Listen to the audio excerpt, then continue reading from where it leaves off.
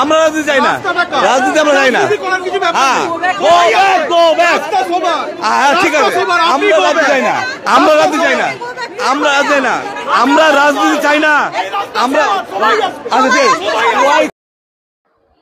বিকাশ ভট্টাচার্যের পাপেই কি ভুগছে বর্তমান সিপিএম? কারণ চাকরিহারাদের যে আন্দোলন হচ্ছে সেখানে গতকাল দফায় দফায় বিক্ষোভের সামনে পড়লেন ডিওয়াইএফআই এর নেত্রী মীনাক্ষী মুখোপাধ্যায়। বিকাশ ভট্টাচার্য প্রথম কলকাতা হাইকোর্টে দ্বারস্থ হয়েছিলেন পুরো প্যানেল বাতিলের জন্য। তাতেই সংবাদ করেছিলেন বর্তমান ভারতীয় জনতা পার্টির নেতা অভিজিৎ গঙ্গোপাধ্যায়।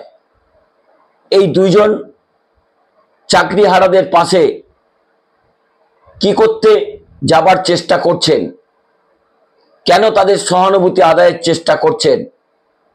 কারণ এই চাকরি বাতিলের পিছনে বিকাশ ভট্টাচার্য হচ্ছেন মূল কারিগর।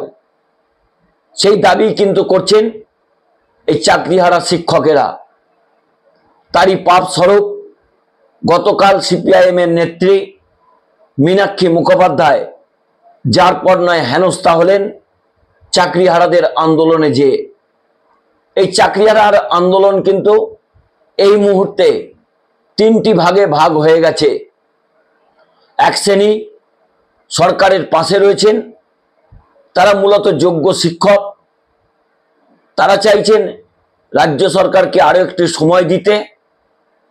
দ্বিতীয় অংশ হচ্ছেন বামপন্থী মনস্ক, এবিটি এর প্রভাব আছে এই রকম শিক্ষকেরা, তারা চাইছেন রাজ্য সরকারকে আরো বেশি তীব্র আক্রমণ করা। তারা কি ভুলে যাচ্ছেন তাদের দলের নেতা এসএফআই এর নেতা দেবাঞ্জন দাস, তিনি বিকাশ ভট্টাচার্যকে তীব্র আক্রমণ করেছিলেন। তিনি বলেছিলেন যে প্যানেল বাতিল কোনো মতেই সম্ভব নয়, বিকাশ ভট্টাচার্য তার আইনি পেশার খাতিরে যা করছেন করুন, তাতে সিপিএম এর নাম যাতে না জড়ায়। আর তৃতীয়, ভারতীয় জনতা পার্টির এক শ্রেণীর নেতা, তার মধ্যে রয়েছেন সল্টলেকের বেশ কয়েকজন নেতা এবং উত্তর কলকাতার সজল ঘোষ, তমগ্ন ঘোষ, তারাও রয়েছেন। তিনটে অংশে ভাগ হয়ে গেছে চাকরিহারারা। কারণ তাদের যন্ত্রণা হচ্ছে পারিবারিক যন্ত্রণা, তাদের যে দুঃখ, তাদের যে কষ্ট, তা দেখলে চোখে জল আসবে।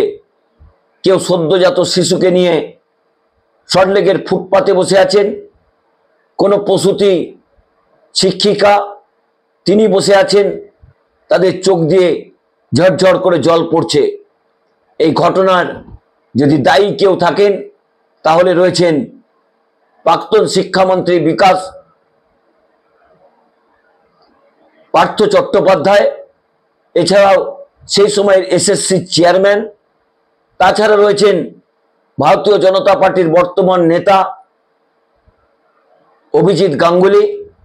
তৃতীয় হচ্ছেন মূল কারিগর এই চাকরি বাতিলের বিকাশ রঞ্জন ভট্টাচার্য।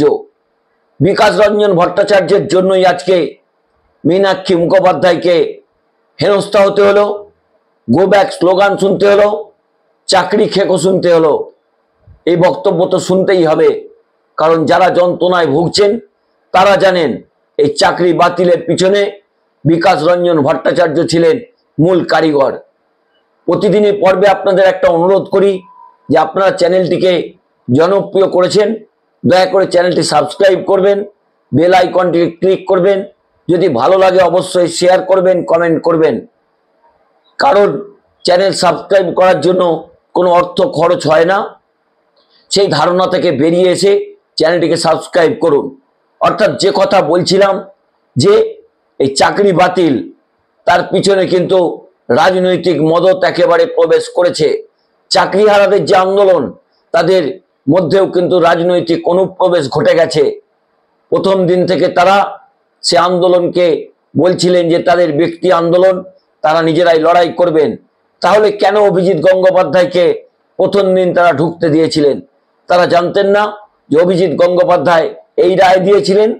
তারপরেও কিন্তু দেখা গেল যে চাকরিহারাদের মঞ্চে, এসএসসির মঞ্চে তিনি আলো করে বসেছিলেন।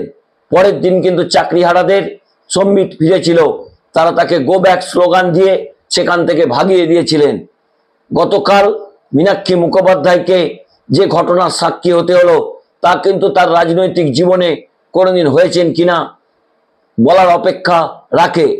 অন্যদিক থেকে ভারতীয় জনতা পার্টির বেশ কয়েকজন নেতা পিছন থেকে যেভাবে ইন্ধন দিচ্ছেন এই চাকরিহারাদের, তাতে কিন্তু তারা কানা গলির মধ্যে প্রবেশ করছেন।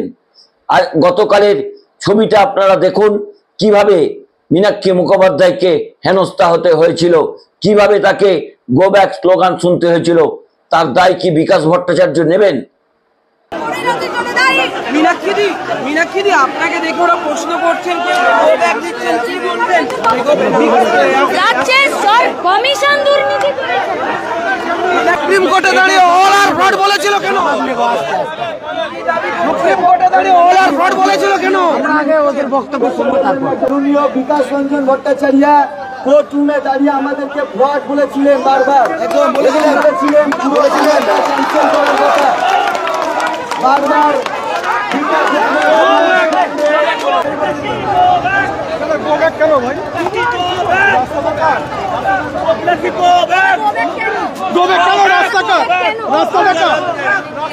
আমরা রাজনীতি চাই না, রাজনীতি আমরা চাই না। হ্যাঁ, ঠিক আছে, আমরা রাজনীতি চাই না, আমরা রাজনীতি চাই না, আমরা রাজনীতি না, আমরা রাজনীতি চাই না। আমরা ওয়াই চ্যানেলে আমরা দেখেছিলাম, ওয়াই চ্যানেলে দেখেছিলাম, আমরা আমরা মানবো না, মানবো না আমরা। হ্যাঁ,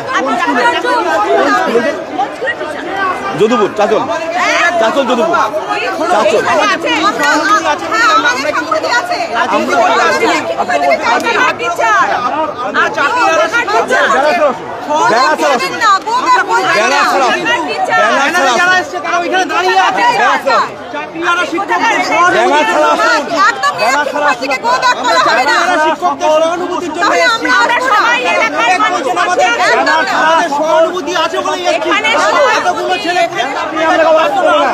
আমরা অরাজনৈতিক দল, আমরা মীনাক্ষী ম্যাডামকে দেখেছি ওয়াই চ্যানেল।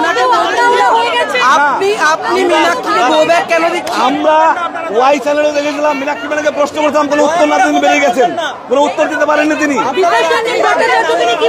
ধিক্কার চায় তাকে।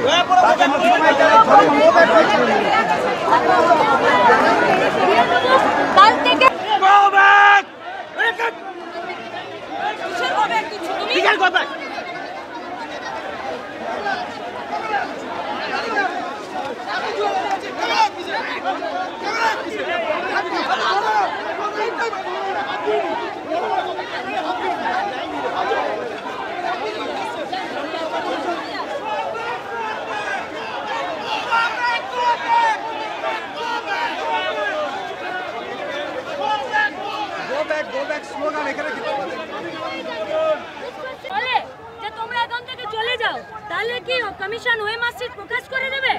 আমরা চাইছি কমিশন ওয়ে মার্কশিট প্রকাশ করে দিক। কমিশন দুর্নীতি করেছে।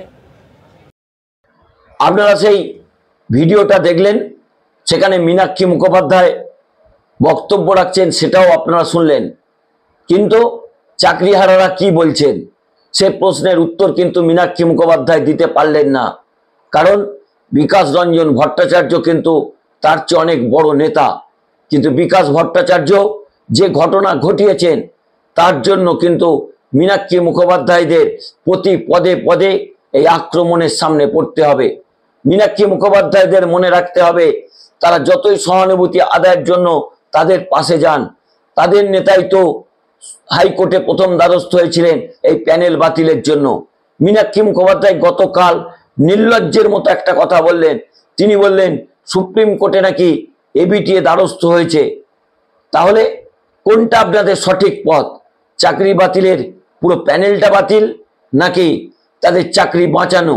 সেটা আগে মীনাক্ষী মুখোপাধ্যায়দের ঠিক করতে হবে। না হলে কিন্তু যে রাজনৈতিক কানাগলিতে এই চাকরিহারারা প্রবেশ করছেন, তাতে কিন্তু সেখান থেকে তাদের নিষ্কৃতি পাওয়া দায়। অন্যদিকে রাজ্যের শিক্ষামন্ত্রী ব্রাত্য বসু বলেছিলেন 21 তারিখ তিনি তালিকা প্রকাশ করবেন, কিন্তু সুপ্রিম কোর্টের অবজারভেশন না আসার জন্য সেই তালিকা তারা প্রকাশ করতে পারেননি। ইতিমধ্যেই নাকি ডিআইদের কাছে তালিকা পাঠিয়ে দেওয়া হয়েছে, সেখান থেকে নাকি প্রকাশ করার সম্ভাবনা রয়েছে। তবে যত দিন যাচ্ছে ততই কিন্তু রাজনৈতিক কানাগলিতে এই চাকরিহারারা প্রবেশ করছেন। কেন তারা তাদের আন্দোলনের ভিতরে রাজনৈতিক নেতাদের প্রবেশ করতে দিচ্ছেন? কেন তাদের পিছনে সজল ঘোষ, তমগ্ন ঘোষেরা জল দিয়ে আসছেন, খাবার দিয়ে আসছেন? কেন তারা গ্রহণ করছেন? তারা তো এতদিন পর্যন্ত শিক্ষকতা করেছেন, তাদের বেতন বন্ধ হয়নি, তারপরেও কেন তারা নিজেদের জিনিস নিজেরা জোগাড় করছেন না? অন্যদিকে সরকারি যে টয়লেট রয়েছে সেখানে তারা ভাঙচুর করে দখল করছেন। সরকার যে জল দিচ্ছে, অর্থাৎ কর্পোরেশনের পক্ষ থেকে যে জল দেওয়া হচ্ছে, সেই জল তারা গ্রহণ করছেন না। তাদেরও একটা দ্বিচারিতা আছে, তাদেরকেও পরিষ্কার করতে হবে কোনটা তাদের সঠিক পথ, নাকি রাজনৈতিক কানাগলির মধ্যে এই চাকরিহারারা প্রবেশ করে তারা সঠিক পথ খুঁজে পাচ্ছেন না। গতকাল যে ঘটনা সল্টলেকে ঘটেছে, তাতে সিপিআইএমকেও শিক্ষা নিতে হবে যে চাকরিহারাদের পাশে দাঁড়ানোর নাটক তাদের আগামী দিনে করতে গেলে আরো বড় রাজনৈতিক ধাক্কা তারা পাবেন। নমস্কার, আমি দেবজ্যোতি। আমার এই ছোট্ট পর্বটি ভালো লাগলে চ্যানেলটি দয়া করে সাবস্ক্রাইব করে বেল আইকনটি ক্লিক করে আমার পাশে থাকবেন। শুভ সকাল।